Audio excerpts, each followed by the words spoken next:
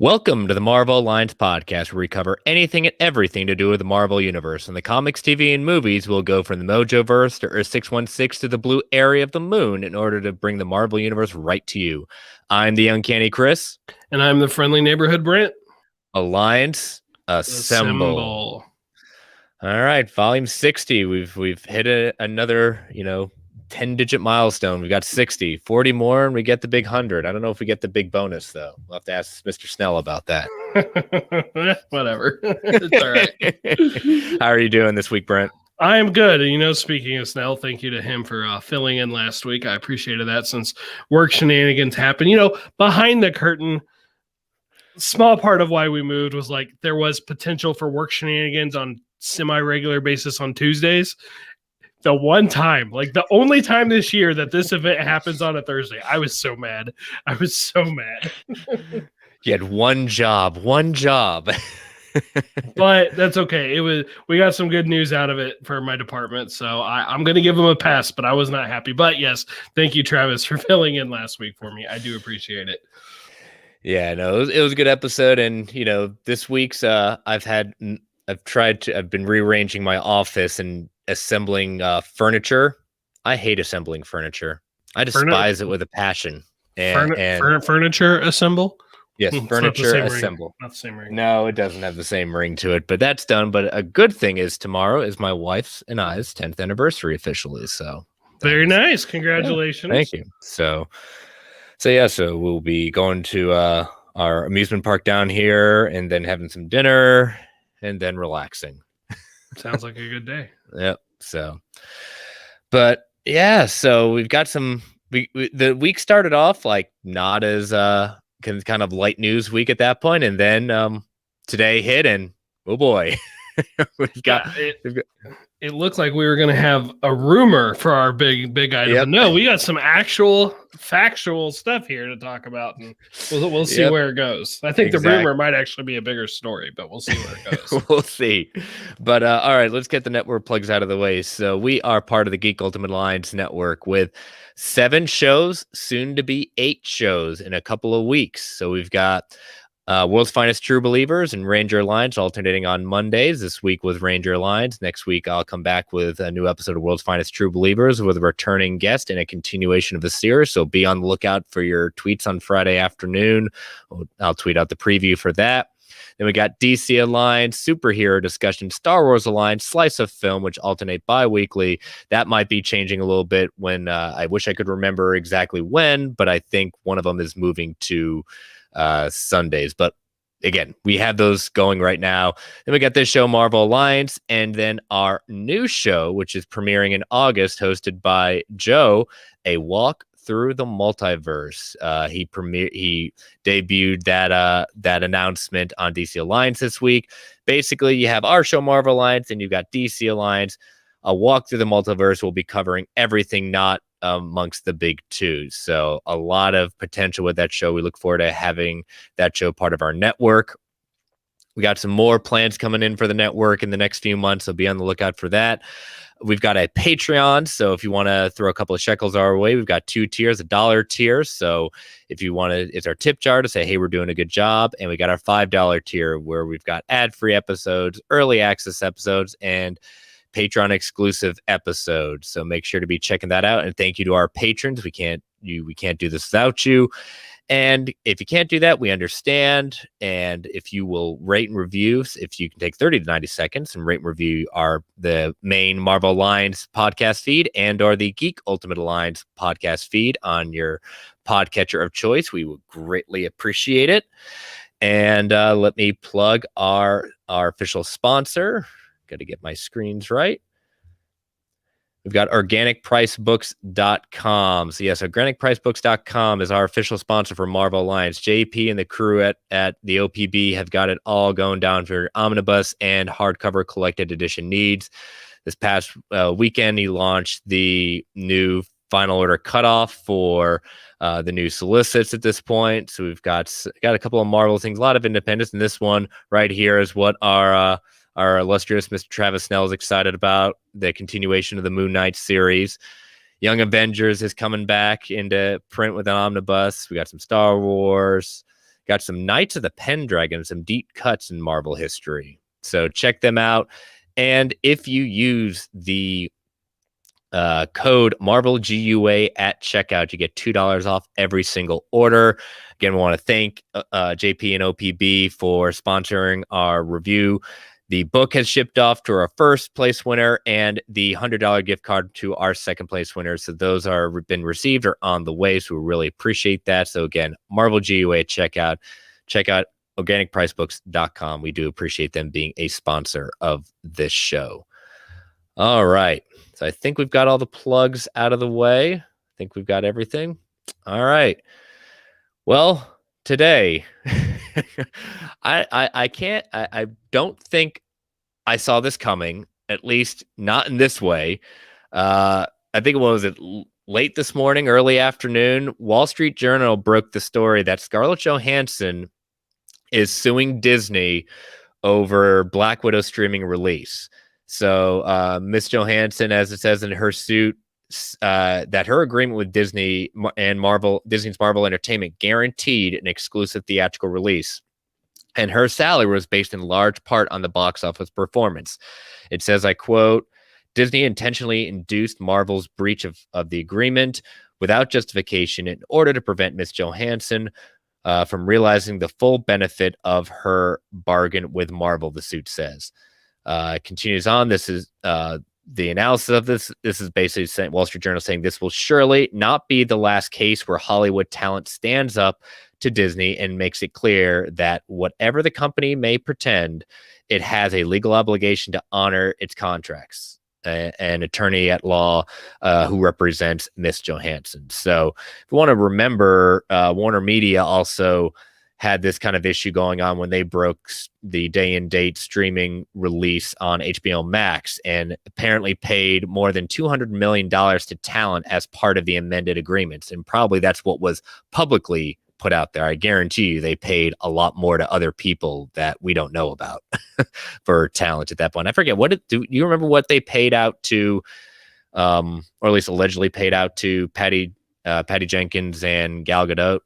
I don't. I never actually heard what the numbers ended up being. So the 200 million is the only number I've heard, which I got to assume they got a good chunk of that. But yeah, Warner Brothers took a lot of heat for just dropping this on their talent.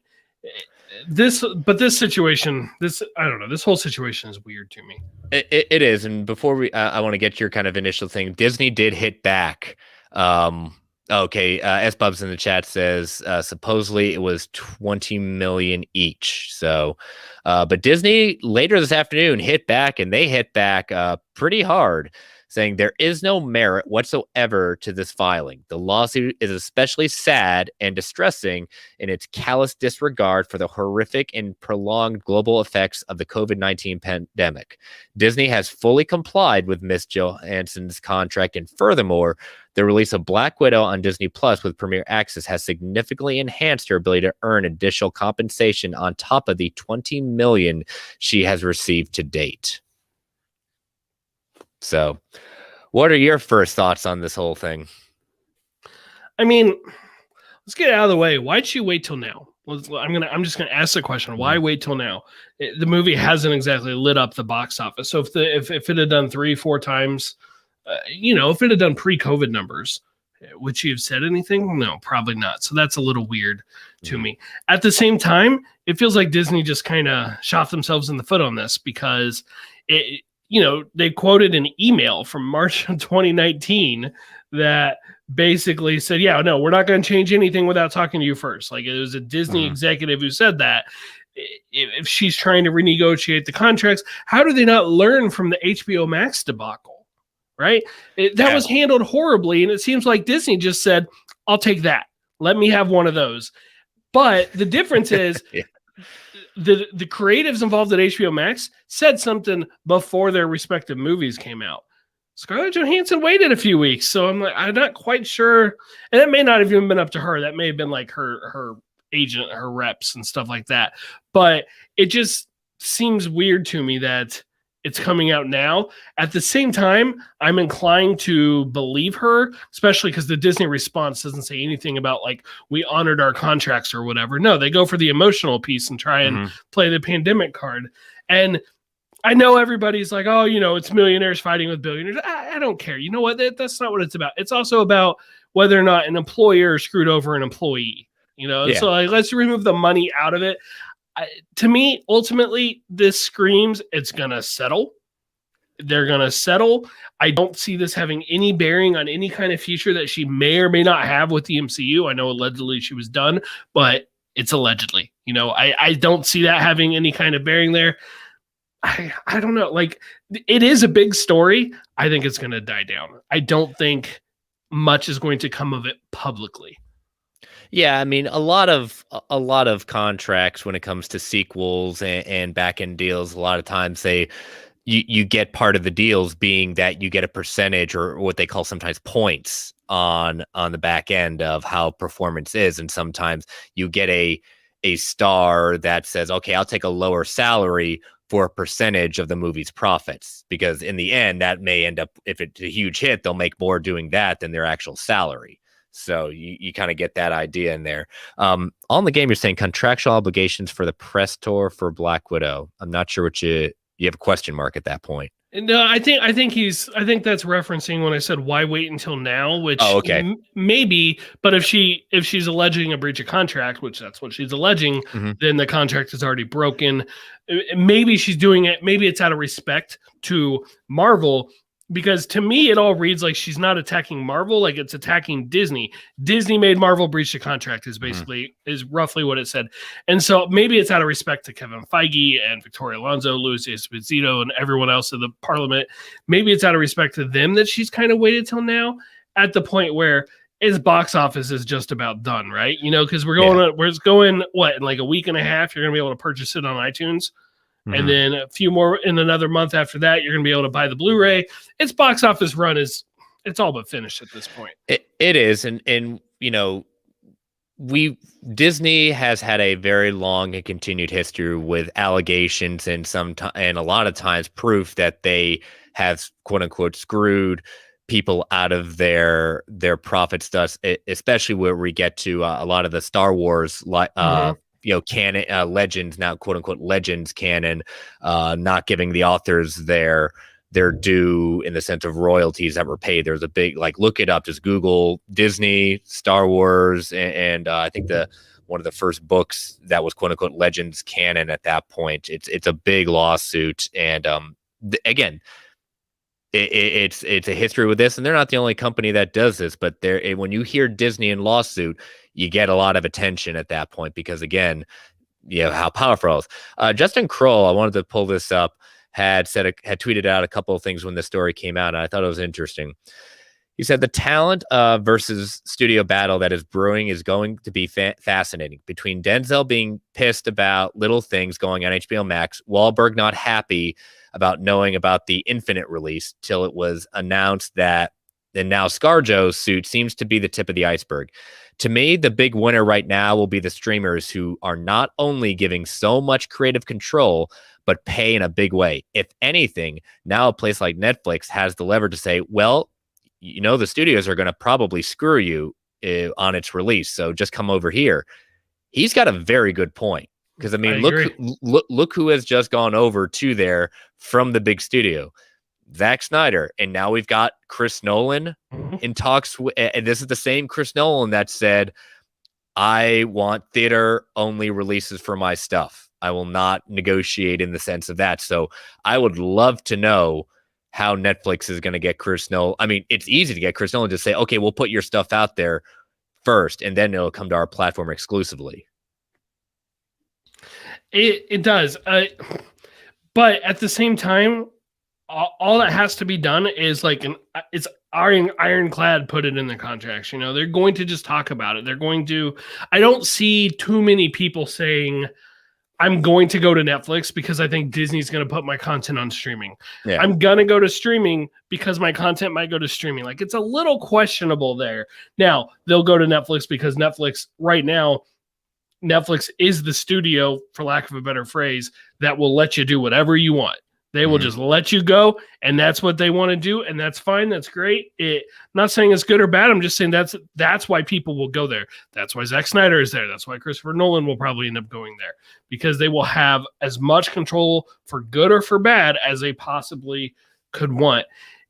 To me, it just means like new contracts are going to say, you're going to star in this movie. The plan is theatrical. We might switch it to Disney Plus. End of story. Yeah, it's one of these things that your co-host Ray on Fans of Alberta said it best, that this is the streaming age. This is exactly what has happened. When HBO Max did what they did at the end of last year, or now technically 2019 at that point. No, excuse me, end of 2020, sorry. They made a big change in how things are going. So we were like saying, okay, is Disney Plus still? Well, they did. We always were waiting for what happened with Black Widow, and then you see exactly what happens with it's the most torrented movie of the year at that point, according to torrents numbers, whatever those are. And it never got released in China, which I still don't understand why. From what I've heard, it's just like they're in a big kind of celebration of the government or something like that. Like they're trying to focus on stuff, and so it'll eventually come out in China. I don't think it's prevented, but it's going to come out later. Too little, too late. Yeah. Apparently, It will see exactly, because we already know some of the problems they're having with Eternals and Shang-Chi. We've kind of talked about that, so we'll see if that actually makes it over there. But I'm with you. I don't see this making it to court. It's going to look bad for both sides in this one. It's already bad press for both. But when you're going, Scarlett Johansson can afford good lawyers, but now you're going against, I hate to say, you're going against the big mouse that has basically the infinite money supply to buy out and bury you at that point. So, yeah, it makes me wonder how much of a case you would have if we knew definitively like Shang-Chi and Eternals were going Premier Access as well. All in the Games get some clarification over why it's not in China. Blackout period for non-Chinese movies in China at the moment. Okay. There you go. Yep. Doesn't make sense to me, but again, that's what they do over there. So, it's unfortunate, again, just how the box office, started off really strong, but then we saw the second week, and now we're going to see bad numbers in the third week. It's just, it'll be very interesting, because I know some of our questions are going later in the show are going to kind of gear themselves towards, what does this lawsuit do for Premier Access moving forward? So we'll hold that kind of answer for later. But any more thoughts on this one? I think I want to address Travis Snell's question of, does this lawsuit hurt the chances of Premier Access for Shang-Chi or the Eternals? I don't think it doesn't help. I don't think it hurts. Because bottom line, these decisions are made. They're ultimately made by a spreadsheet, that says we project this much dollars under this model, that much dollars under that model. Which number is bigger? That's how they're deciding these things. So I don't think it really helps. Plus, I will say this, Disney should be taking a second pass at their contracts for those movies with their stars and their directors. They should be doing that. But ultimately, there was I don't think we have it on the list to talk about this week, but there was a short little new promo for Shang-Chi. It's like a minute long or something like that. At the end, it still says theaters only, theatrical only in theaters, whatever, something with that language. I still think, just to answer your other question now, Travis, I think we're likely to find out definitively one way or the other at the next investor call, which is August 12th? Yeah, it's got to be the last time that they get a chance to kind of pull the ripcord and say it's going to be on both, because they got to get promotions out. They got to recut ads that have that at that point. So it'll be interesting. It's, the numbers are going up with the Delta variant. It's not getting better. It's getting worse for those that, mainly affecting the unvaccinated at that point. Still, can't affect those who are vaccinated. So there's still a risk, but it's hard to ignore, especially in my state. Our governor just came on, and there's not one blue area in my state. There's more red in my state than anything else. So it's getting worse, and it's a whole different way. So, but I see Greg saying, what's your gut feeling? Well, I think he's more saying, do we think they're going to go Premier Access with Shang-Chi? Yes. That is my gut feeling. Yeah. It's I mean, it is October or August 12th is the next investors call, the Q3 earnings call for the current fiscal year. I think that is when we are likely to find out. And I think they are still going, I think they're going to do it if the rumored numbers are true. You know, like we know that 60 million opening weekend, right? Well, there was a report from Samba that 900,000 more American households purchased it in the second week, that they got Black Widow within that second week, in additional to the opening weekend. Yeah. Well, that's another $27-ish million or something like that, right? Mm-hmm. And so that's an awful lot of money if they don't think theatrically the movies can hold up by themselves to be leaving out there. And like you said, with COVID cases are, you know, my local town, they're doing a mask mandate starting on Monday. Like they're bringing it back, you know, partying like it's 2020 again. And I think on the 12th of August, we will find out that Shang-Chi is doing premiere access. I don't think we will find out about Eternals that soon, nor do we need to. They have time to make that choice. Yeah, I'm leaning towards where you're saying it's going to be premiere access again, but I just don't know how they prevent it having the same effect of being another torrented movie. I don't know if there's any way for them to prevent that. I don't think you can. I think you just have to accept that is going to happen. Mm-hmm. It's part of the game. And it's unfortunate it happened to Black Widow. It's going to be really unfortunate because a lot of us were saying, you know, this is, you know, as to Black Panther was for the African American community, this is a big movie for the Asian American community. And so it's an Asians around, you know, the world, you know, at that point as well. So it's not saying it's going to be a bad movie. It's just unfortunate if it happens like that they don't get the same, you know, kind of fanfare as they would with just a theater only. Yeah, definitely. It's unfortunate all around, but at this point, every movie's release is unfortunate to have to come out in these kind of situations. Greg, the Bat Daddy's in the chat said we can't put all the blame on torrents for streaming though, right? For torrents on streaming. Well, again, it's one of those things that it affects it because that's one less. I see what you're saying. Like torrents affect, you know, if they're not paying for it at that point. But to our point, I mean, you and I both bought it on Premier Access. You're getting that one-time fee. If I watch it 4 or 5 times, at that point, I start making money on what I paid. Right. So the streaming model period is going to cut into the legs. I still saw it 3 times in theaters, but I'm not your normal viewer. I'm not your regular GA audience for these things. So you can't really just look at me and expect people to go see it 3 times at the movie theaters and watch it at home like that's not normal, right? But the one thing about Brent is not normal. Brent is definitely not normal. But the thing about the torrents is normally Black Widow comes out. It's pure theatrical, right? Mm-hmm. There are torrents, but they're like cams. Somebody set up a video camera or whatever, and they recorded it. Like those first torrents, those first couple weeks are garbage. Yeah. And those are the people who want to watch it and are like, for whatever reason, they're the most unwilling to pay. Whether or not they can't, or whether or not they're just unwilling, or they're just too cheap, whatever the case is, they're the most unwilling to pay. You put something on streaming, you have a high quality 4K copy that you can get. You know, what's the runtime of the movie? Because that's how long it takes to get the copy. Yeah. So it is definitely a factor. Is it the only factor? No, but it's a factor, and they would be wrong to ignore it. I mean, they have to accept it, but I don't think they should ignore it either. Yeah, and I know Greg and I have shared these similar thoughts with and you'll echo them at that point. But Erin, my wife, has gone on record saying she has no interest in going to the movie theaters if she can watch it here, because again, a babysitter for us and going out to the movies and dinner all in is going to be almost $100. We don't pay that if we just go to the movies ourselves, but you factor in all those costs, paying $30 for Premier Access is simple economics.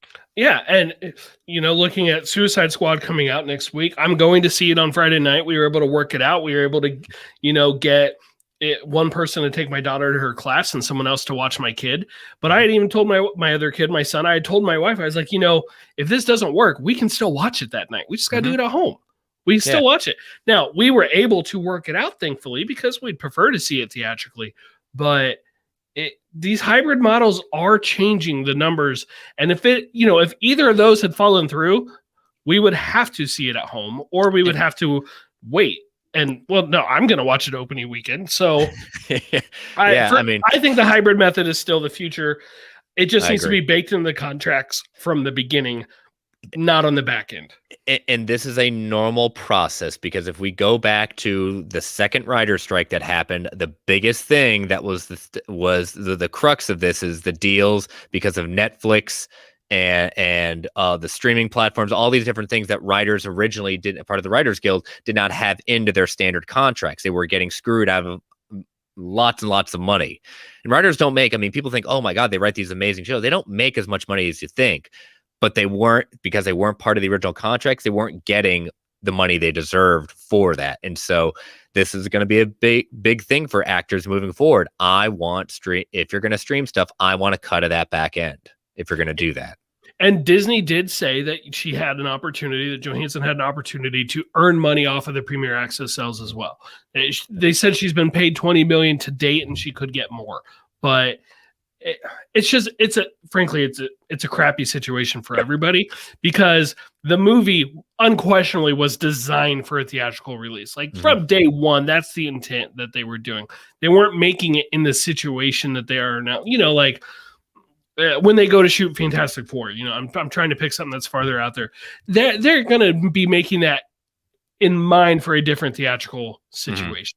You know, for starters, Black Widow's budget of $200 million would never have been that big. And frankly, you could argue it didn't need to be that big, but it definitely would not have been that big if they were starting it now versus, you know, would they film it 2019 probably?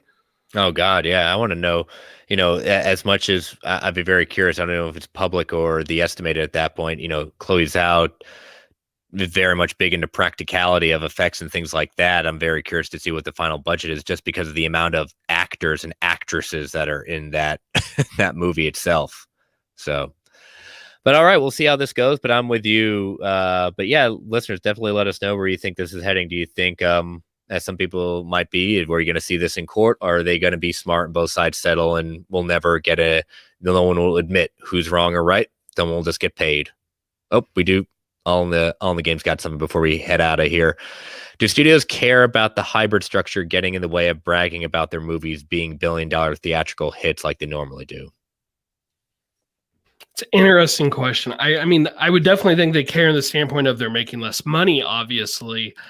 I think they would tell you, like, they understand the marketplace is different. You know, they're just they're looking for the long game for streaming, right? Like the boardroom behind closed doors is, we're focused on streaming.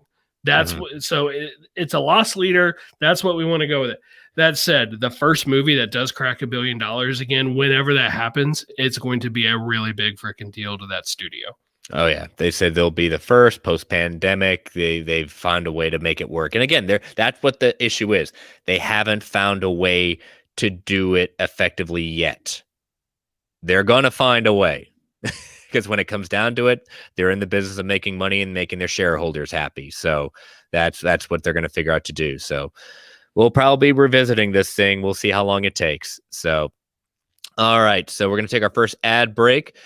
Listeners, as you know, these ads help keep the lights on in the Geek Ultimate Alliance Network. We don't get to choose what ads come on, and they could be a bit loud, so I'm going to give you that 3 count before they come on. 3, 2, 1. We'll be right back. All right, I saw All in the Game's got a follow-up. Black Widow costing just $50 million less than a movie with the scope, scale, and cast of Civil War never made sense to me. I can't argue with that. Yeah, They definitely. One thing you can't say is that they were being cheap when they made this movie. They definitely spared no expense. Exactly. So, well, we'll head to our news, which was going to be our lead story until the lawsuit broke. And if you're watching the YouTube, you'll see a figure lurking in the background. You've seen our Twitter post with the GIFs at this point. We've heard this rumor, but now it seems to be getting to a lot more steam, even though the source is somewhat questionable. But the track record on this Reddit feed has been, interestingly, it's gotten a lot right. So Jeremy Renner's Hawkeye series has been rumored to bring back Vincent D'Onofrio's Kingpin to the MCU. So, according to the post by the moderator team at the Reddit Marvel Studios spoilers, Vincent D'Onofrio's Kingpin will appear in the upcoming Hawkeye Disney Plus series. While the source stated that Charlie Cox's Daredevil was originally supposed to return in Hawkeye as well, scheduling conflicts reportedly prevented his appearance. However, if we're going to mention Charlie Cox, he did bail out on a convention recently because of a last-minute reshoot schedule, and everyone was saying, well, Spider-Man No Way Home reshoots have have been going on. So, but we'll table that one. So what do you think? Vincent D'Onofrio making an appearance in Hawkeye. I mean, my heart wants it so bad. So bad. There's my big 3 that I want from the Marvel Netflix. I will happily take every single one of them, just to be clear. Every single one of them, even Iron Fist. I will happily take all of them. But Vincent D'Onofrio is in my big 3 with Cox and then John Berthol's Punisher as well. Oh my God, this would be absolutely incredible. And, there's been rumors. Like we've had the Charlie Cox and Daredevil, or as Matt Murdock and Spider-Man rumors for a while. People have been throwing out Christian Ritter's name left and right. Like all these rumors. It's never seemed impossible. And Vincent D'Onofrio, has never made it a secret that he would like to continue playing the character. And he's pretty active on his Twitter. He has been made it very clear he wants to come back. He's even liked when this was making traction earlier this week. And people say, well, wait a minute, what does Kingpin have to do with Hawkeye? One word. Echo. Exactly. Not even planned. I know the word. That was good. So yeah, Echo and Daredevil shared many stories, and in the past, his Fisk has historically tried to use, and I believe used Echo as his assassin in play at that point. So Wilson Fisk as Kingpin coming into this series with Echo involved, I think you have an easy way to bring him in to the MCU, saying Echo is his assassin in play in the series. Yeah, DC Outlaw had asked, does Fisk have much history with him? And it's all about Echo. If you're going to bring in Echo has connections to Hawkeye through the Ronin character in the comics. Echo and Kingpin are tied to each other. I even get where the Daredevil connection would be. Not to mention set photos again. And the more I think about this, the more I like it when they shoot indoors. But set photos do tell us that there's at least some elements of the story that's supposed to take place around Christmas time, right? Well, that also fits with our premiere date that we have of November 24th, right before Thanksgiving is when Hawkeye's coming out. Well, if you do the math, what else is happening that 5th week, that 5th episode? Spider-Man No Way Home, right? That's probably when we're going to get the trailer, Travis, by the way, at the end of that episode of Hawkeye. It'll be the credit scene, the trailer for Spider-Man. But the thing is, like, these rumors are saying something about the Hawkeye show is also going to have a tie to Spider-Man. Maybe it's just that they're taking place at the same time, but there's elements there's been set photos of stuff for Spider-Man that also seem to be taking place around Christmas. I'm like,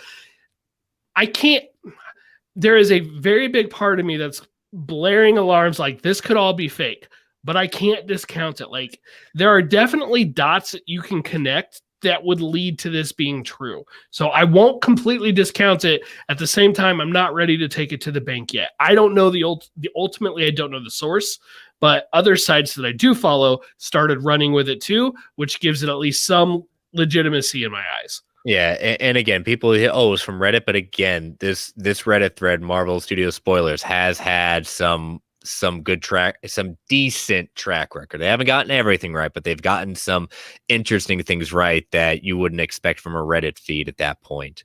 And like you said, we have seen surprises in the sense of who has been in shows that we didn't necessarily see coming. So I would be completely fine if our first Netflix character to make their appearance back in the MCU is probably the most surprising and most refreshing take on a character being D'Onofrio's characterization of Wilson Fisk, the Kingpin. Yeah, and again, that puts me one step closer to my dream movie of Spider-Man and Daredevil versus the Kingpin with a little Punisher on the side. I've been watching Punisher season 2. I watched some last night, and I'm like, it's just so good. It's just so good. I want more of this. If this is the first appearance, I mean, that week has the that week might just be incredible for me personally. If I get Kingpin and Hawkeye and a couple days later an appearance of Charlie Cox as Matt Murdock, that is going to be insane. Yeah. Want to do this before I know we've got a couple of questions from Mr. Snell at that point, but a kind of a side story that came along with this is the question of, is Ms. Marvel delayed? And the reason this came about is in the article from EW promoting Hawkeye, where we got our first look at Kate Bishop, played by Haley Steinfeld, and Hawkeye, played by Jeremy Renner. Entertainment Weekly stated that Jeremy Renner's led Hawkeye will be the next live-action Marvel cinematic show on Disney+, which was odd because we have heard most of the press until this point, Ms. Marvel was going to be premiering before Hawkeye. That was a lot of the press beforehand. So the direct actually reached out to the writer asking, did he mean next before Ms. Marvel? And the writer said Hawkeye is almost certainly coming out first. Marvel hasn't confirmed the release date, Ms. Marvel, but the fact that we're getting Hawkeye first look means that it's almost certainly coming out first. He later affirmed Hawkeye is the next MCU Disney Plus series. Ms. Marvel is not coming out before it. So if that is true, and the writer seems to be very infirm on that, his sources on this, if it's coming directly from Disney, as you said, the release date of Hawkeye is November 24th. 6 episodes. There is no time for Ms. Marvel to come out this year. Then I want to know this. Yeah, and you know what? To be clear, there would be time if not for the Boba Fett show. Correct. I don't see them launching them both at the same time. But here's what I want to know. Who is this source, right? Because I have a source for you as well named Victoria Alonso 9 days ago saying Ms. Marvel will definitely release in 2021. Exactly. And Victoria Alonso is, she's not Kevin Feige's level, but she's on that next rung down the pecking order. Mm-hmm. And so her current title is the vice president of film production.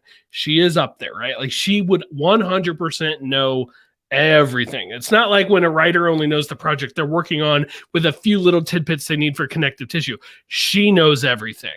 Like there's no secrets from her. So it's just what happened in the last 9 days that would be changing this. It seems a little weird to me.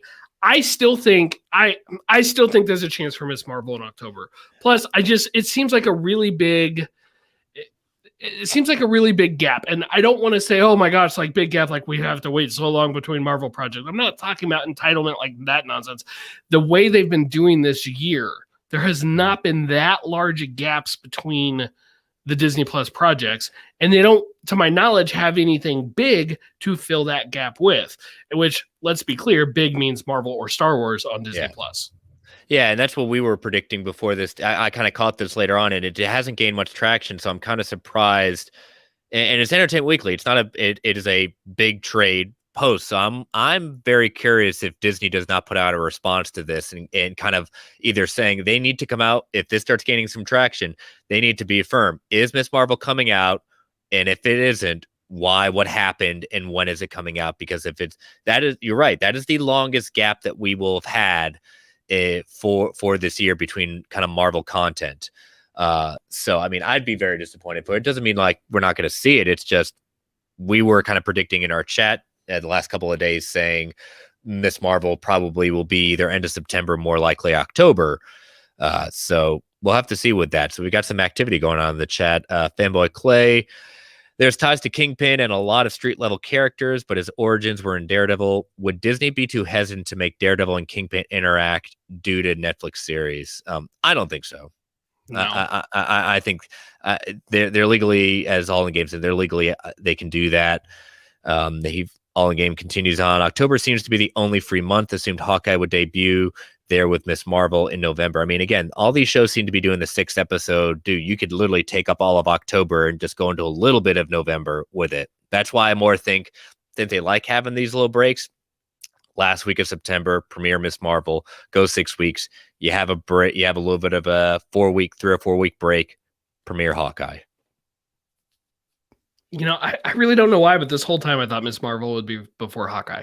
I don't remember definitively reading it. It's just like I've got my list that I keep of the release dates and how many days until such and such event. And I haven't put Ms. Marvel in there yet. Hawkeye got added to it today because it didn't have a release date. If I had put in placeholders, I would have put Ms. Marvel in that October time slot. Mm-hmm. And I still think, again, just like the Shang-Chi with Premier Access, August 12th, I wouldn't at all be surprised to get a definitive Ms. Marvel is in October or Ms. Marvel is pushed to 2021. Yeah, so I'll definitely be curious if we don't hear any kind of PSs to this, because that is surprising, because they have been promoting Ms. Marvel coming out this year a lot. Right. And they're done. They're wrapped. They're ready to go. So there's no reason to hold back. There's no other content. But I know Mr. Snell asked some questions regarding Hawkeye. Yeah, let's get those pulled up. I just had. All right, here we go. If Hawkeye is 6 episodes, debuts November 24th, and if the Book of Boba Fett is also 6, do they overlap on Wednesdays? I don't think they will overlap on Wednesday. I just think that I think Boba Fett is going to basically debut, like, I haven't looked at the calendar yet, but like after Christmas, like probably that week between Christmas and New Year's. Yeah, I mean, it was interesting that they chose a holiday week to premiere the Disney, because we've always went back and forth with that when we were figuring out what WandaVision is. Do you want to premiere a show on a holiday week where, sometimes you get people watching, sometimes you don't. It'll be interesting to see, because we know they don't release those numbers. They just say, hey, it's the biggest premiere ever we've had. Yeah, so Hawkeye's 5th episode, Hawkeye's last episode, it looks like it would be the 22nd, if I'm counting it out right. Okay. So a week later, I think that's when they drop it. They start Boba Fett. Assuming, of course, they keep the Wednesdays like they said they were. That's what I'll be curious about, because, again, Bad Batch was still on the Fridays at that point. So it'll be when do you think we'll hear, and again, this is now Marvel doing Star Wars, when do you think we would hear a premiere date for the Book of Boba Fett? Because I was more surprised we heard a premiere date for Hawkeye right now. Well, I guess that would depend on when the Q4 earnings call is going to be. Mm-hmm. They've got the one in August. If they do another one a few months later, probably at that time would when I'd. So when that, if they do one in August, it'd be what, November to early December-ish. Okay. December feels a little late. I can see them starting to promote it around the time that Hawkeye is coming out. Yeah, they gotta hype the next thing to keep people keep people subscribing. Like Marvel and Star Wars bring you your holidays, Hawkeye and the Book of Boba Fett, right? What's more wholesome and family fun than bounty hunters and archers, and it sounds great. Yeah, you should come to my Christmases and Thanksgivings. That sounds exactly what we do. Well, that reads. All right, so we'll just have to see. Like I said, I'm curious. I know this Destiny part got lost in the shuffle of the Johansson suit, but I want an answer on Ms. Marvel. I'm hoping to hear one very, very soon. So, as Bub says, D23 is November 19th, so it could be there. Drop it a month later. Yeah, definitely. All right, our next story was kind of like a little bit. This comes a little kind of pay attention as you read. Murphy's Multiverse kind of put in one of their stories that Marvel Studios reportedly has 9 unannounced Disney Plus shows in the works. So they kind of did this with the story that, looking at some of the writers that are joining their team, 9 unannounced shows that are coming to Disney Plus. That is quite interesting. Again, it is surprising they have that many ones planned out. No, not really. They probably have even more, but just that number just tells me like those 9 are moving forward. So I know, some of the ones they mentioned were Ghost Rider, Nova, Secret Warriors. Where do you with those kind of ones? Where do you stand on the possibility of any of those? Well, Nova is a character that Feige said has something. I don't remember the exact quote, but it was something like immediate potential. I love Nova. Let's call it what it is. Nova is the Green Lantern of the Marvel Universe, and I love Green Lanterns. I am down with that. Let's definitely get it. I don't know why, but I just have this feeling they're going to probably do the Sam Alexander version of the character. fine. I don't even care which one. Richard Rider would be my preference if I was Owna. I don't care. Sam, fine, great, bring on Sam. But regardless, I hope it's true. Secret Warriors, maybe it just kind of depends on, like, there's been so many different like interpretations of that, or that feels like it could go so many different ways. Like, would that lead itself to like a secret war, as in like the secret war like that Nick Fury waged on Latveria, or are they talking about something else? I don't know. Ghost Rider, I mean, I can't think of anybody that would want a Ghost Rider show. That just doesn't seem right at all. Taylor or me. No, I mean, it would be interesting. I would love a Ghost Rider show. We did have a Ghost Rider show at Netflix at one point, and they stopped it before it got anywhere off the ground. So that says to me there were definitely plans for that. It was going to be Hulu, not Netflix. Oh yeah, that's what I mean. Hulu. Yeah, sorry. S Bubs definitely was going to bring that up. But you're right. We've heard rumors that Echo is a go for a spinoff show. Is rumored as one of these. That's I would buy that just because, again, they like focusing on the big standout characters. I mean, look what happened with Monica Rambeau. Already going to be in the Marvels, So she could be one of the shows.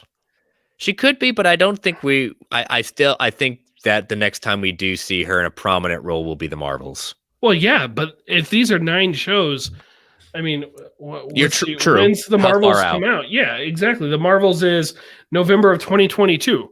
470 days, by the way. If that's when the Marvels comes out, those 9 shows could easily. It could. I would definitely say that's on the table. Yeah, definitely for an after party. Yeah, you bring up a good point with that. Secret Warriors, that's been hinted along a while with the rumors of Chloe Bennett's Quake getting officially brought back into the MCU proper, since we all know Agents of S.H.I.E.L.D. Outside of season 1 and kind of season 2. It's a bunch of variants is what they are. A bunch of variants. It's a bunch of darn variants. I would love it. I love Chloe Bennett's character. Yes, I think yes. Secret Warriors, the series was really interesting and really good.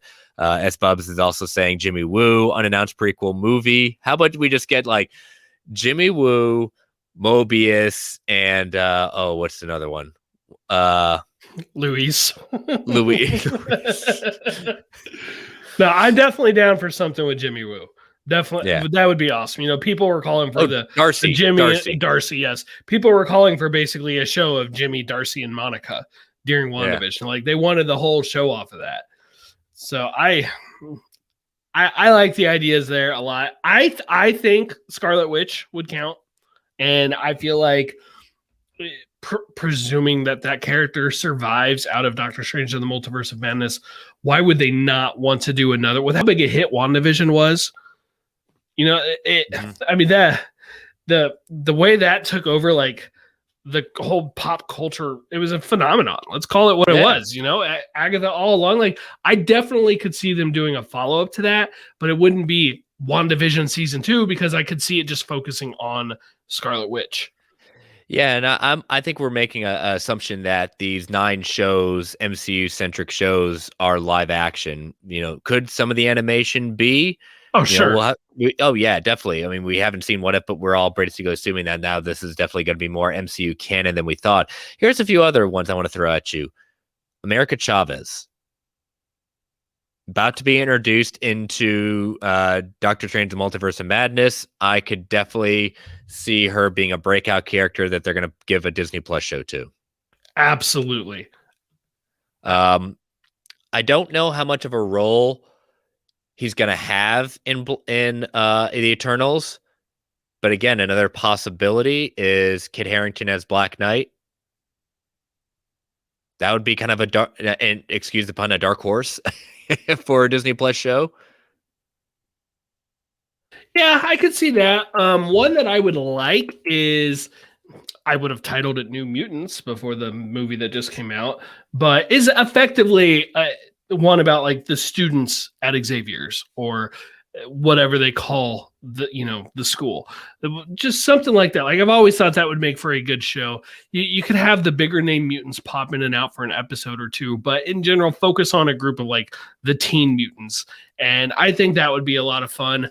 And then there is one thing that let's be real. One thing that is not going to happen, but I would love it, would be a Miles Morales show. Oh yeah. Just because I've always wanted a Spider-Man TV show, like, you know, in the vein of Smallville, and just that would be incredible. I say we go the Japanese Spider-Man route and do it like that. You know what? I'll take it. Yeah, there we go. It's not my first choice, but I'll take it. Nope. But I'm still hoping for that cameo in No Way Home. I want that cameo, especially with the music and the actor. I want that. Fanboy Clay says Young Avengers, something aimed towards the younger audience. I think, you know, again, that kind of ties into what you were saying with, you know, a one geared towards that kind of audience. But I before, to your point, the mutants, we don't get that till we introduce the X-Men proper into the MCU first. Right. Young Avengers, you know, I had initially in my head kind of thought like that'd probably be going towards the movie. Like that would be a movie. You know, you've got that Avengers name, put it in the movie. The other side of that, though, is, you know, to kind of build some people up first and then have that first big Disney Plus crossover. Mm-hmm. Oh, you know that's part of Feige's plan. He wants a. We're not going to say a Defenders level crossover because we know that just didn't land as well as we wanted it to. No, he wants even higher. He wants Shoot for the Stars. I say that for the record. Again, I enjoyed the Defenders. No, I did. It's I did not on the same level of what we. It's not on the same level as, you know, like Daredevil and Luke Cage and Jessica Jones season 1. It's on the same level as Iron Fist, but I say that crossover is going to be Midnight Suns. I think that's going to be the big one, which would be interesting. S-Pub says America Chavez will return at the end of Doctor Strange to Possible or Not. Definitely possible. Mm-hmm. I mean, they've done that kind of thing before with characters who Spider-Man. They did that with Spider-Man, you know, in Civil War.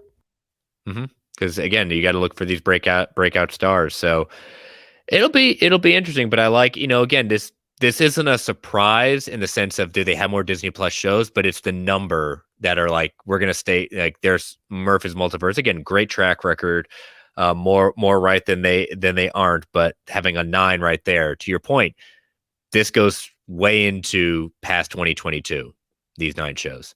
And one we didn't mention, I know Travis on his Geekverse cast 2 nights ago brought up Bucky, a Bucky-centric show, or a Bucky partnered with someone else show. All right. Yeah, I love Bucky. I'm not going to complain about that idea at all. Yeah. But yeah, we'll see where these all develop. But yeah, so let me see. Let's take our second ad break before we kind of wrap up these casting news. All right, so we're going to take our second ad break. Listeners, these ads help to keep the lights on in the Geek Ultimate Alliance Network. We don't get to choose when ads come on. They can be a bit loud, so we're going to give you that 3 count to turn that volume down before they come on. 3, 2, 1. We'll be right back. All right. So, I'm down. All right. We got a lot of castings. This was going to be for a while there. The show was going to be a lot of casting rumors and things like that. And you know what? As much of a fan of you and me, of you know, that story will be coming on. But I know one of our Arrowverse listeners is very excited, possibly at the casting of one of these people. So yeah, me too. Yep. All right. So first one, we'll start. We'll keep going down the list. But Marvel's Black Panther 2 reportedly cast Black Mirror Michaela Cole, if I'm pronouncing that right.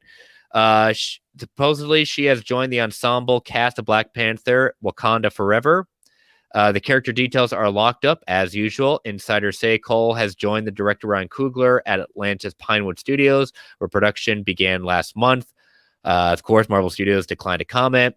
Cole exploded into Hollywood's radar in 2020, where the critically acclaimed HBO's Max series, I May Destroy You. I've heard nothing but outstanding stuff about it, which she received Emmy nominations for. In addition to writing, directing, and producing, Cole starred in the show as a popular writer processing rape trauma in contemporary London.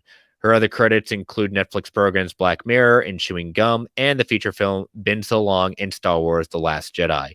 She is not currently represented by any talent agency, and she works through her indie label. So I've heard the rumors. I'm not buying it at all, but I'm not saying they're bad just based on how she looks, how she carries herself. We've heard the Storm rumors. I don't I don't buy it at this point, but if it is, I think she's a good fit. I think, what little I have seen from my experience watching Black Mirror, I think she is an outstanding talent. If it's Storm, great, but again, I just don't know if we're hinting anywhere mutants yet. So everyone's talking about Storm, and there's not even rumors for Storm. It's just a fan cast at this point. All we know is an actress is coming, and Black Panther is associated with Storm, and so that's what everyone assumes. I was listening to the MCU fan show, and they talked about this other character, Anika, who has ties to Io. They have a personal relationship in the comics. Io, we know, just had a really big showing in Falcon and the Winter Soldier. The Dora Milaje have jurisdiction wherever the Dora Milaje find themselves to be, whatever the quote was. And like that moment of her being on the show was a really big breakout moment for the character. Io, the first Dora that we saw.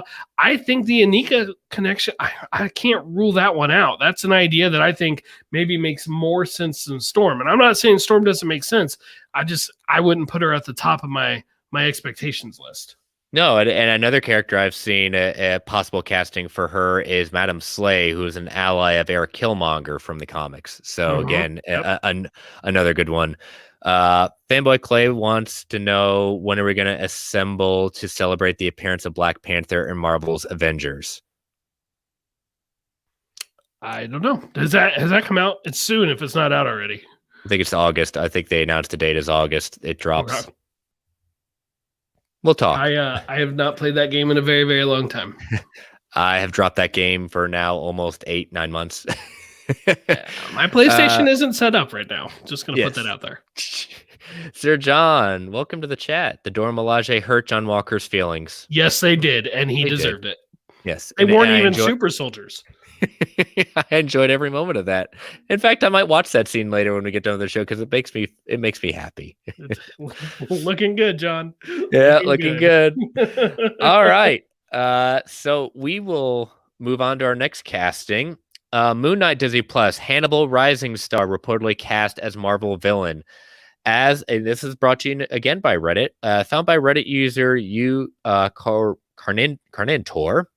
The talent agency profile of Hannibal Rising actor Gaspard Ulliel indicates that he will be playing Anton Bogart, Midnight Man, in the Moon Knight Disney Plus series. So Anton Bogart, aka Midnight Man, first appeared in 1981's Moon Knight #3 and made just a handful of appearances over the years. An art and jewel thief who liked to do the dirty work right at midnight, hence the clever moniker. So cloaked in black, all black with a caped costume, very similar to Moon Knight's appearance.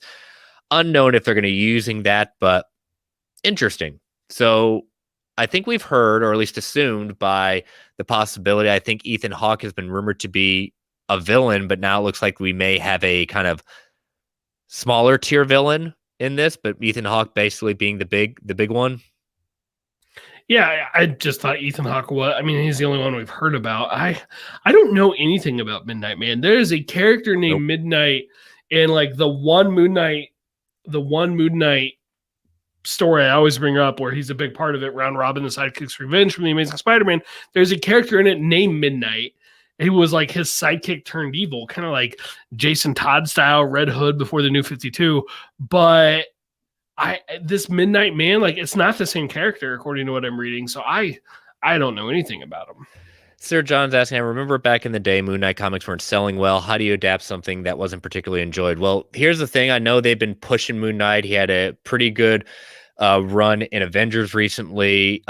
If you listened last week, when Travis was on, we reviewed issue 1 of the new Moon Knight series. Very good. It's setting up a lot of good stuff. So Marvel is putting a lot behind it, a lot of good talent on that book. If you haven't checked out Moon Knight #1, Sir John, I highly recommend it. It's setting up some very good stuff. So you're right. This is an unknown character, but I could say the same of Guardians of the Galaxy was not a known property. No, not anywhere near at that point. And so, another thing they're coming up is She-Hulk. She-Hulk is nowhere near popular if you compare it to anything else, at that point. So I think that the idea of the character is interesting, but you put the talent of Oscar Isaac behind it, then people say, "Oh, well, they're taking this idea seriously if they're getting someone like Oscar Isaac in the role."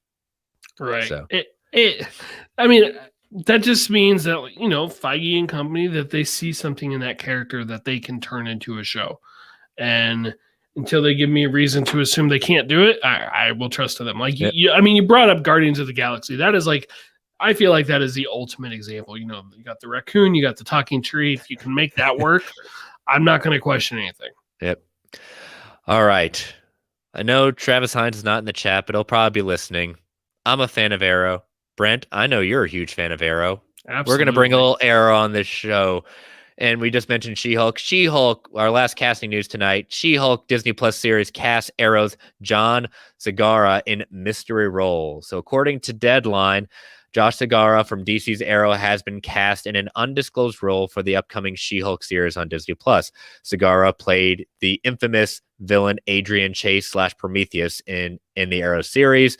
Joins the likes of Orphan Black's Tatiana Maslany as Jennifer Walters, Mark Ruffalo as the Hulk, Jamila Jamil as the Marvel's villain Titania, and amongst others. Again, he is very familiar playing with characters with legal backgrounds. Again, his character on Arrow, Adrian Chase, was a district attorney for Star City. However, he also played the villain of the series in probably one of my favorite seasons of the show. Oh yeah, season 5, where he absolutely was definitely going to lose, but no, he didn't. He won. Josh Segarra, I was really excited to see this. I really, really like him on that show. I've seen him in a couple other things. I've liked him there as well. Even if he's only in like one episode, he's like, random defendant of the week or whatever. I'm very excited that he's going to be joining us. Sarah John with the funny jokes in the chat. She-Hulk is great. I really like sensational She-Hulk. She's smashing, she's smarting, she cutting, she booty.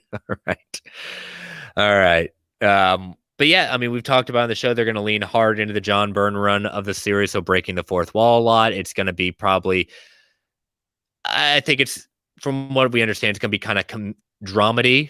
It's going to be kind of our first kind of, like, WandaVision had some comedic moments, but I think it was more drama than comedy. Absolutely. No, I'm expecting to laugh a bit more at this one.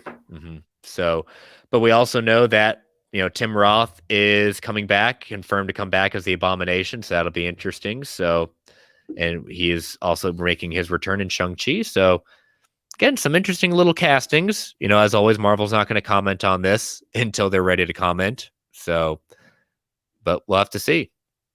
But, all right. A lot of good news this week, depending on your perspective. Interesting news. Interesting news this week.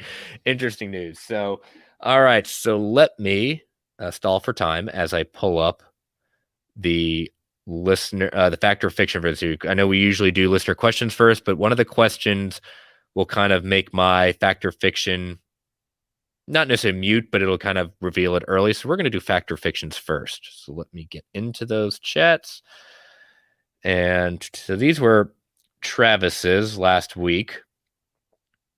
And there we go. All right. So his first one, Factor Fiction. A DC EU director will be announced to direct an MCU film in the next 5 years. 72% said fact, 28% said fiction. I know I was fact. What do you think, Brent? Fact. Within 5 years? Yeah. We, from the comments in the thread, Jenkins, Sandberg, Snyder, Air. I think we're dream. I think Travis agrees. I think Snyder's a big dream at that point. Sure. I like the Sandberg idea. Yeah, Sandberg might play. All right, number 2, Thor and the current Loki will interact in Phase 4. 79% said fact, 21% said fiction. I say fact. I think that is something that I can already guess. Do you want to see it? Oh, yeah, fact. I want him to give him that hug and say, "You are my favorite Thor." You are my favorite. That's right. I mean, man, what a missed opportunity if that doesn't happen. And just to be clear, it doesn't have to be in Thor: Love and Thunder, but I do want to see them interact. I like S. Bub's idea he put out there. Abomination recruited by Val in Shang-Chi or She-Hulk. Yes. Yeah, I think that's. I think if we're not going to get Red Hulk and Thunderbolt Ross, that's your easiest next equivalent. All right, last one. In the next 3 years, there will be a theatrical Marvel Studios animated movie. 38% said facts, 62% said fiction. I said fiction because they would have to have been already developing this already. I'm not saying they already don't have plans, but I think that's a tall order in 3 years right now. Yeah, I'll say fiction on 3 years. I'm with you. 5 years, I would have had a tougher choice, and I probably would have gone with facts. But 3 years, fiction. Yeah. All right, so here are my factor of fiction. So the first one is one of the character variants introduced in What If will receive an animated series focusing on their adventures. Fact. We know that they said they're doing basically a sub studio for animation. Yeah, Yep. definitely. Yeah, and we already have heard a lot of rumors that Captain Carter will be a live action Captain Carter might be making an appearance in Multiverse of Madness. I'm there for it. Bringing back Haley Atwell. It's great. Next one. Outside of Daredevil, the other main Marvel Netflix characters will stay as supporting cast in the MCU and will not receive a solo movie or Disney Plus show. How would you classify a Heroes for Hire show? In what sense? I could see like a Luke Cage Iron Fist show. I mean, that would be they'd be the leading, I guess. So yeah, they'd be co-leading, but yeah, that would count. All right, so you're saying Daredevil is the only one who might be a lead. That might be the lead. The rest of them will be in the MCU, but will not get their own solo movie or Disney Plus series. All right, fact. I'll agree with you there. You bring up a good point with Heroes for Hire, though. You do bring up a good point. But again, I don't know. I say Mike Coulter has more of a chance to come back than Mr. Finn.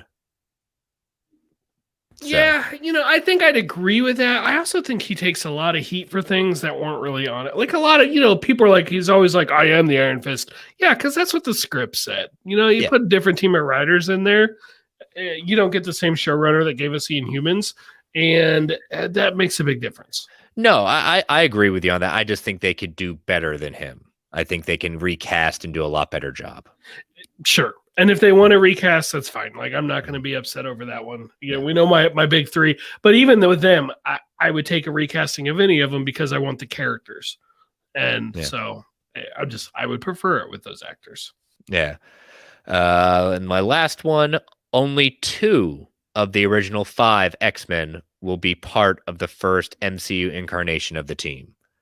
So for the record, if everyone wants to follow us, the original incarnation of the X-Men from the comics is Cyclops, Marvel Girl, Iceman, Beast, and Angel. So I say 2 will be part of the first MCU incarnation and no more than that.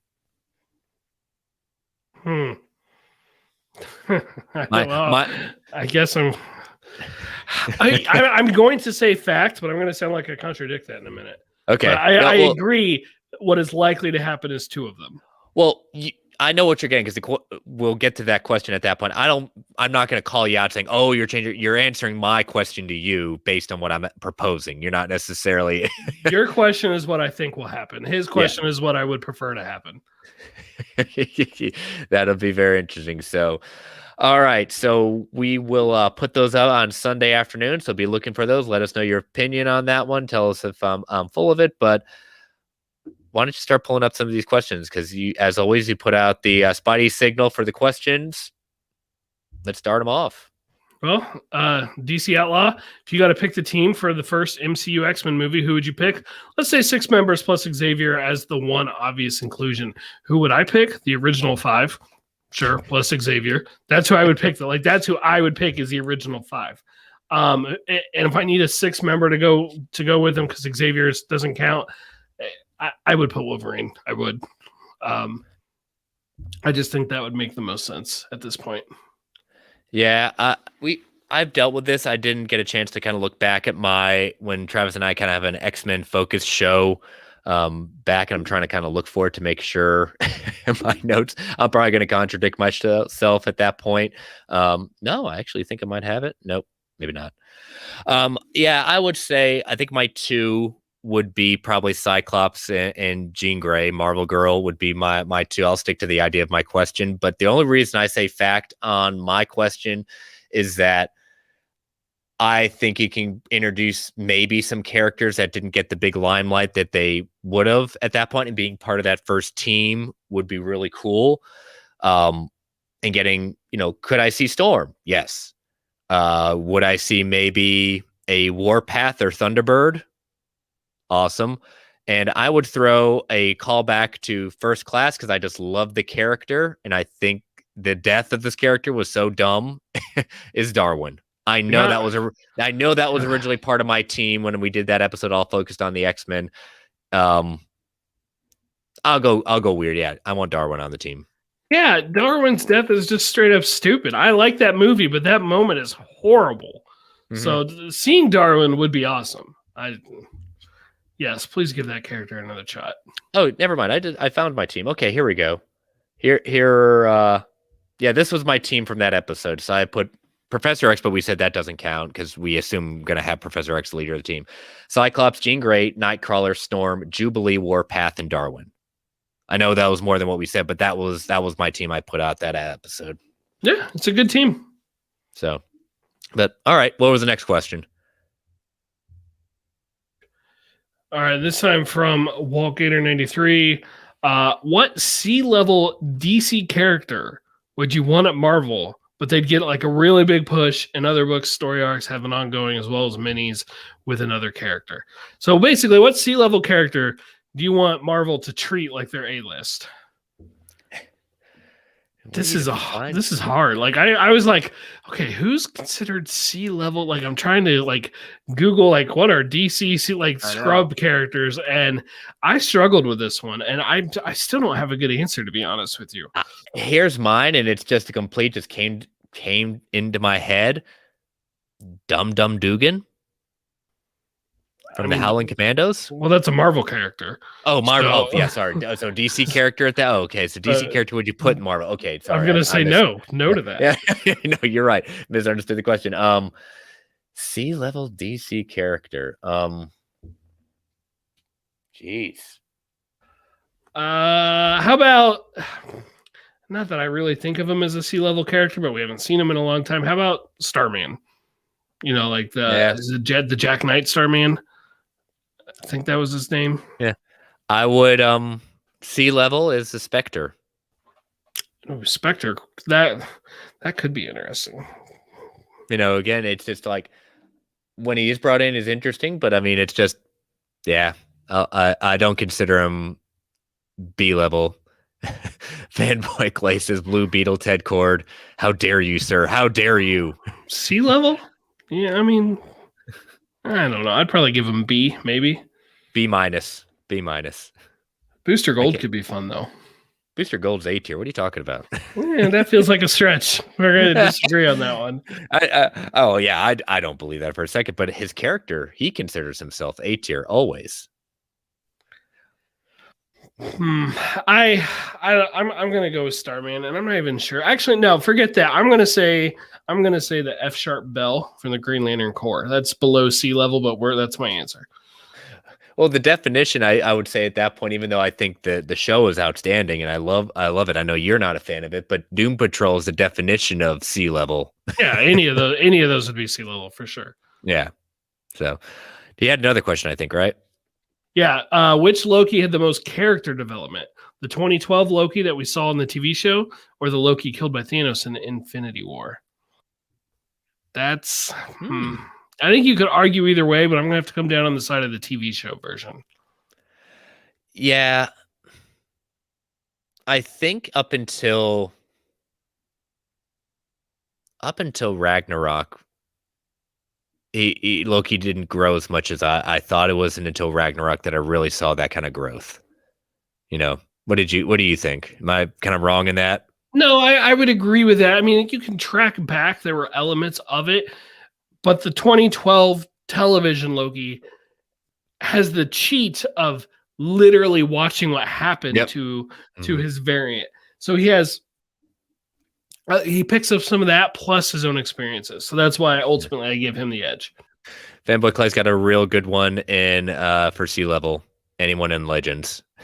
I mean, Bebo, right? Yeah, obviously. Bebo is life. No, there's that. S-Pub says probably equal amounts of character development. In my opinion, yeah. I mean, again, it's your opinion. I can't tell you you're wrong at that point, but I'm definitely with Brent that like you said, seeing where you've been, but also what he experienced and understanding the world and what the universe in this whole idea of multiverse has really kind of blown his mind. So that's interesting. Yeah, I'll go with 2012 Loki though. And to your point, S-Pub, he grew. We definitely can't deny that the MCU proper version grew, but the amount of growth I think is better in 2012. All right, and then our last one from DKZ137. You get a swap one Marvel and one DC character for 12 issues. Who do you swap and why? In the 90s, they almost did swap 2 characters, allegedly, for a year. She-Hulk and Martian Manhunter almost swapped around the time of the Amalgam series and the DC versus Marvel crossover where people could vote on who would win in various fights and stuff. It almost did happen. Who would I want to swap though? It wouldn't be those characters. It wouldn't be those 2 specifically. No, I'm trying to think of very interesting. I've got my DC character. I want to see if I can figure out, and it doesn't have to be an equivalent. It's just any DC. So I don't want to say why didn't I swap the equivalent because that's boring. Yeah, otherwise I'd say Green Lantern and Nova. Just swap the 2 of them, which actually could be interesting to have Green Lantern forced to work with the Nova Corps and vice versa. That could be interesting, but no, I don't want to go with that. I don't want that to be my answer.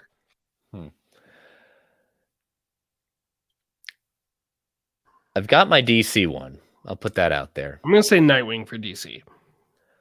I'm going to say Dream. Interesting. Reason why is I kind of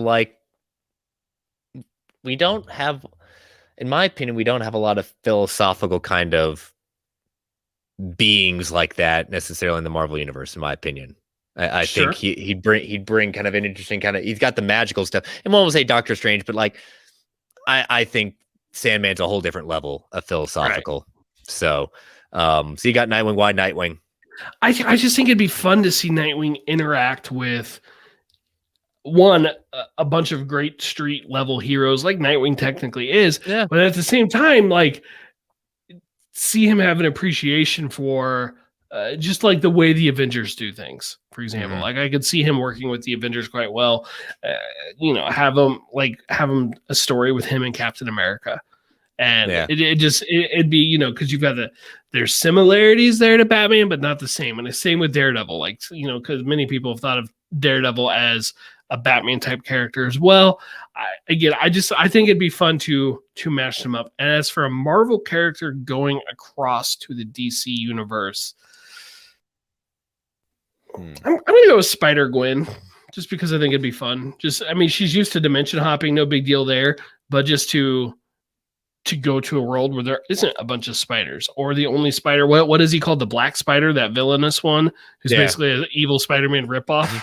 It might be kind of fun to see her face off with him. Oh, I'll go. See, my spider character is one of your favorites of all time. Ben Reilly? I said one. I didn't say the favorite of all time. Who do you got? I will say Superior Spider-Man. Doc Ock and Spider-Man's body moving to the DC universe. That would be wild. That would be wild. Fanboy Clay says Doctor Strange and Lex Luthor. Did he say here? No, he didn't. He said just DC character. Sir John commenting on I read Sandman recently. There's so much fluff, so much filler. Sometimes there's no Sandman for 8 or 9 issues. True. I'm not denying that. I just really like the character. So it's okay. Again, it's not for everyone. You get really bored. That's okay. Maybe give the audio drama. It's free right now on Audible. The first season. So give that a shot. May give you a different interpretation of it. So, but again, doesn't have to be for everyone. It's okay to not like things. And I think we already did Travis's questions earlier, so that does it all. All right, perfect. So, all right, Brent, we've come to the end. the end of Loki, Agent of Asgard. Last 2 issues.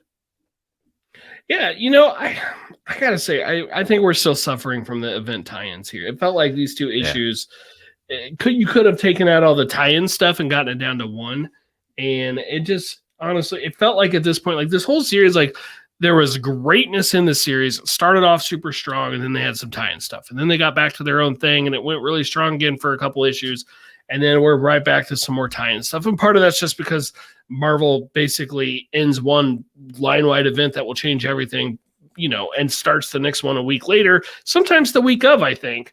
And so that part of that's not really the fault of the creative team here, but it's still kind of suffered for it.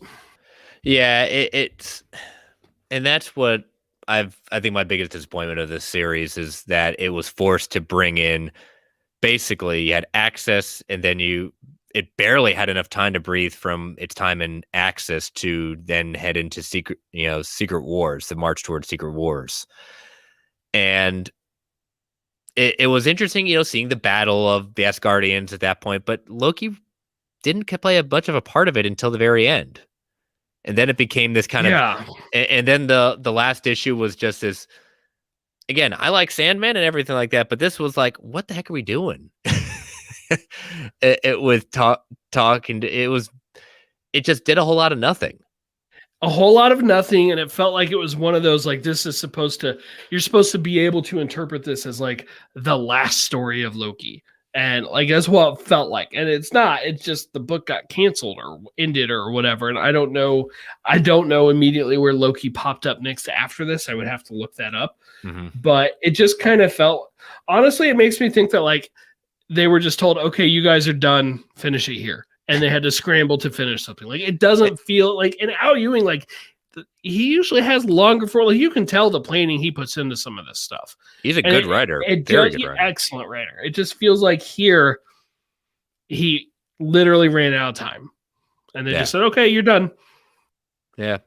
Again, I think our favorite parts were the ones that had nothing to do with any kind of tie-in, when he just got to be Loki. Like those first initial issues, great. And I think it was that middle part where we were dealing with King Loki and kidnapping this version of Loki, Yeah, the King Loki overall I enjoyed, and they even pulled it off with some of the Doctor Doom stuff for that tie-ins.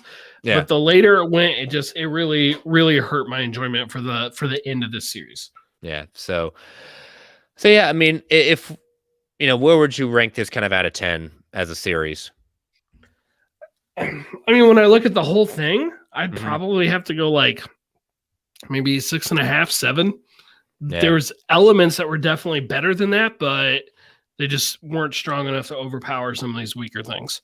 Yeah, and I think, again, like we said, the weaker things were more forced upon them and finding a way to make it work. So I'm giving this a 6. Again, if those other issues that kind of tie into its main story were great, but those forced tie-ins hurt it a lot.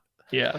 So I know you weren't on last week when we made the announcement. I know you and I both were surprised by the listener's choice of X-Men Age of X. It's not the one I thought was going to go, but this is the one that I believe I've read like a couple issues of it, but I definitely haven't read the whole thing. So You know what? I'm excited to check it out.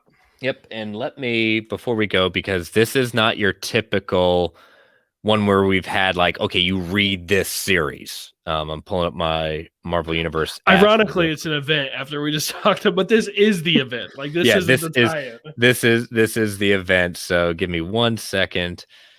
Here we go. Age of X. So we're going to announce every week because, again, this crosses over between all X titles. So this is not something that you can find on Comixology Unlimited necessarily. Is easily, it's definitely something you have to be purchased, but it's obviously on Marvel Unlimited.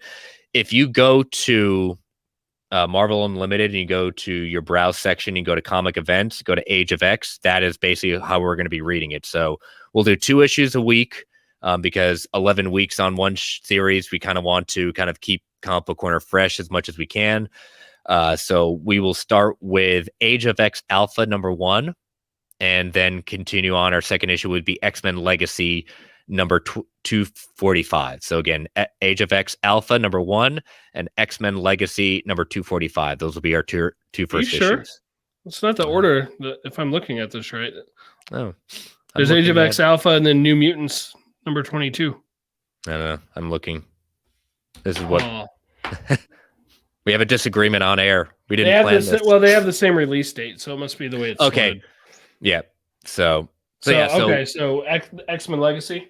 Yep, X-Men Legacy number 245. All right, that'll work. But you're right; it does have the same release date, so that's probably why. But that's why I was kind of pointing out where you look for it, go into browse, comic events, Age of X. That's the reading order they recommend. So, but all right, so we'll start that next week. I have not read that series in God knows how long.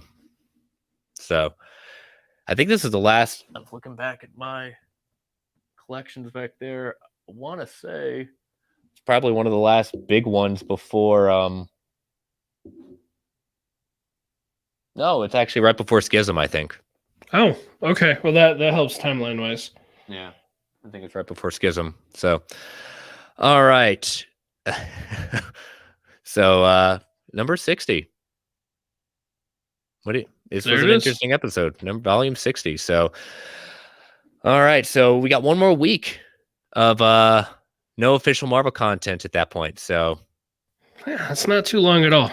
No, we're getting there. We'll make it. We're getting excited. Well, I know next week, BD Brendan Davis said that he'll be doing the press conference for What If next week. So maybe we'll get some tidbits coming out of there.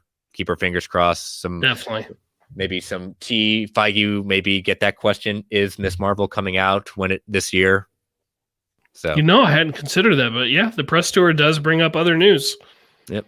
So, all right. Well, why don't you tell people how they can follow you and plug your shows? Sure. Brentak Prime on Twitter. Other shows, Fans Without Borders. We're going to talk about some of this Marvel casting stuff over there. We also got some DC casting news, and I'll be looking forward to hearing what Ray thinks about the whole Disney Scarlett Johansson lawsuit. Amongst other things that were discussed in the other side of the aisle tonight. Yep, absolutely. All right. Yes. And you can follow me on Twitter at Chris Balga. You can follow this show on Twitter, Marvel A Podcast. You can email the show at marvelalliancepodcast@gmail.com. You can follow the Geek Ultimate Alliance Network on Twitter at GUA Pod Network. We again want to thank our sponsor, organicpricebooks.com. Again, use that code MarvelGUA at checkout for $2 off. Continue to tweet at us, email, provide feedback, fact or fictions, ask questions, tell us how we are crazy for some of our thoughts. And continue to rate and review the solo podcast feed and the GUA podcast feed on your podcatcher of choice. Thank you all for joining us in the chats. Thank you to some of our new watchers at that point and listeners. Stay safe out there, everyone. And as Stan the Man would say, Excelsior, true believers. Well, I had a busy day today, Brent. I said to you, it's been a busy week. Mm-hmm. And until I started to look at the rundown, I said, oh, shoot. I totally forgot to think about a post-credit discussion. And then I saw an ad for a show that you and I adore that came back last week. And I said, let's make it easy on ourselves. Let's talk about episode 1, season 2 of Ted Lasso. Yeah, and we're not committing to doing every episode. No, we're not making any commit. Just, we're just excited it's back. Let's go ahead and give a spoiler warning. I was pleasantly surprised to find out that it drops at 11 o'clock my time. Oh, and so as of right now, I'm like, I got a little under an hour and a half, and I will probably be attempting to wake my wife up because I'm sure she's fallen asleep to say, hey, let's watch some Ted Lasso. Otherwise, I'll watch it tomorrow night. If I were to do that, I don't think my anniversary tomorrow would go very well. That's when you can get away with it, but it's our anniversary. No, she would look at me and like the daggers at that point saying, I have work tomorrow. You don't. You get to watch the kids. I have to work. I would not hear the end of that, but we will definitely watch it tomorrow night. But what did you think of the episode? Yeah, I mean, it was great. It was great. The Danny and the dog, absolutely ridiculous. I'm like, oh my gosh, they really just killed this dog with a soccer ball. Oh my god, I cannot believe they did it. But I get it. He got the yips. He got the yips. Don't say the yips. Yeah, it's one of those things that I noticed the dog and then the bird out there. It's like, oh, this isn't going to go well at all. This is not going well at all. I thought the dog was just going to get in the way of the shot. and that would be it. Yeah. I did not expect the dog to die. Football is death. But I love when they said, oh, what is Ted going to say? They're going to ask a question. And as usual, Ted Lasso fashion, he tells this heartwarming story that diffuses the situation. And everyone's just like, okay, we're going to move on from this. But I'm going to find it very interesting about this new character because obviously I don't think this therapist is going away. No, she's definitely got regular cast member written all over. But I'm really wondering about Nate. Nate the Great kind of was coming off like a jerk here to, I don't even know what they're called, like the clubhouse boy, Kip boy. I don't know what the right word is. Regardless, to the guy who replaced him, like he was kind of coming across like Mr. All High and Mighty and like a jerk and like not very Nate-like. I'm like, is this just an aberration or are we starting something here? Yeah, it's almost like he takes like his promotion in the sense of I have to be acting in charge instead of. And he always had it in him to give like the zingers and stuff, but like they always came across in a more humorous way. Like these just sounded mean coming from him. It's like, buddy, you need to spend a little more time with Ted and Coach Beard here to get that worked out of you. My favorite line of the episode is when they're talking about, we call people that lose a lot or ties a lot and things like that. What we call them? New York Jets. I'm a Giants fan. That speaks to me. I mean, that's not my rivalry, being the Chiefs guy, but it still got a pretty good laugh out of me. I won't lie. We call them New York Jets. I want to talk about Roy. Roy retired at the end of the last season, and so he's found himself very much in a different boat. It's hard for me to say who my favorite character is, but if you really force me to pick, I might have to say Roy. He was so good, from coaching his niece to the double date and stuff. And he's just like, he was fine. He's fine, but don't settle for fine. You're fantastic. You're great. You deserve so much better than fine. He was good. Yeah, that Aaron, we had to rewind that because that was her favorite part of the thing. It's like, oh my gosh, he said it in such a mean way, but he said what she needed to hear. And that was the nicest thing he has ever said, but it's in his perfect tone. It's like from anyone else, it was mean. From him, that was nice. Yeah. He doesn't say that if he doesn't genuinely care about her as a person. Correct. Yes. I thought that was really good. And it woke her up to realize, like, you're worth more than this guy. And it's not saying he's not a bad guy that she's with. It's just, you can do better. Right. You could do better. So, yeah. He treated her like they made it like Ted made a point. Does he treat you nice and stuff? And yeah, he did. She said he's great and treats just fine. But it's like, no, he's just fine. In the dating world, we call that a rebound. Yeah. Yeah. So, but do you sense, going back to the therapist, do you sense that we're going to get kind of a rivalry between her and Ted? Doesn't really feel like Ted's style. Mm-hmm. I think Ted maybe will be a little jealous, but to me, it's more like, why could he not get through to Danny to help him with his yips where she could? Yeah. And then she started helping others. Why are they able to see? But at the same time, like none of these players would have been as even open to a therapy if they hadn't had a year of Ted Lasso, breaking down some barriers. So he certainly played his part. But I look forward to what I feel is the inevitable therapy session with Ted Lasso, on that metaphorical couch. Yep, he's going to be there because we know he's got still some very much unresolved issues from his divorce. Right. That is very much present. So, all right. Well, we know what you're doing in about an hour and a half. That's the plan. That's the plan. I'll be watching it tomorrow night with Aaron. But again, if you haven't watched Ted Lasso, we did one post credits talk about our love for it. It is really an awesome show. Really good feel. Again, 30 minutes, less than 30 minutes an episode. You can do it. Binge it. It's well worth it. 10 episodes season 1, 12 episodes season 2. Yep. But only one, episode 2 drops tonight. Yes, please. It's a delight. You're welcome. Yeah, you're welcome. Again, thank you all. Stay safe out there. We'll see you next week.